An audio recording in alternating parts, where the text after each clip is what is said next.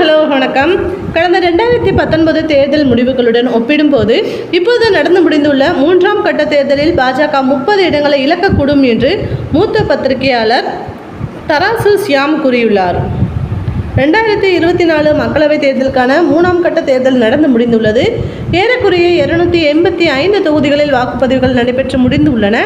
நாட்டில் உள்ள பாதி தொகுதிகளுக்கான தேர்தல் நிறைவு பெற்று உள்ளது. இந்த 3 கட்ட தேர்தல் முடிவுகளே பாஜகவுக்கு சாதகமாக உள்ளது என்ற கருத்துக்கள் வெளியாகி வருகின்றன. கிட்டத்தட்ட பாஜக 2019 தேர்தல் முடிவின் போது தனது வெற்றியை உறுதி செய்துவிட்டது. ஆனால் இந்த முறை நிலைமை தலைகீழாகவே மாறியுள்ளது.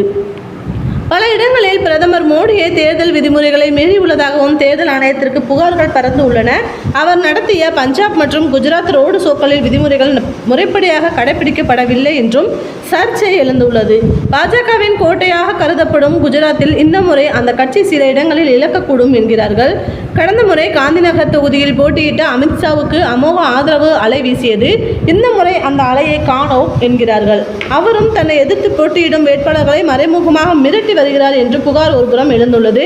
2019 அமித்ஷா 8,94,624 வாக்குகளை பெற்றிருந்தார். இது 69.7% வாக்குகள். இதுவரை எதிர்த்து நின்ற காங்கிரஸ் கட்சி டாக்டர் வேட்பாளர் ஜே சாவ்டா 33,37,610 வாக்குகளை தான் பெற்றிருக்கிறார்.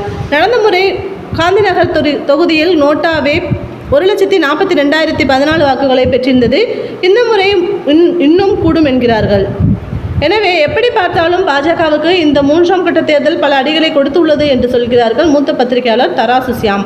அவர் மிக விரிவாக இது குறித்து விளக்கி பேசியுள்ளார். நடந்து முடிந்துள்ள 3ஆம் கட்ட தேர்தல் முடிவுகள் குறித்து ஷியாம் பேசுகையில், சூரத்தில் பாஜக வெற்றி பெற்றுவிட்டது என்று சொல்ல முடியாது.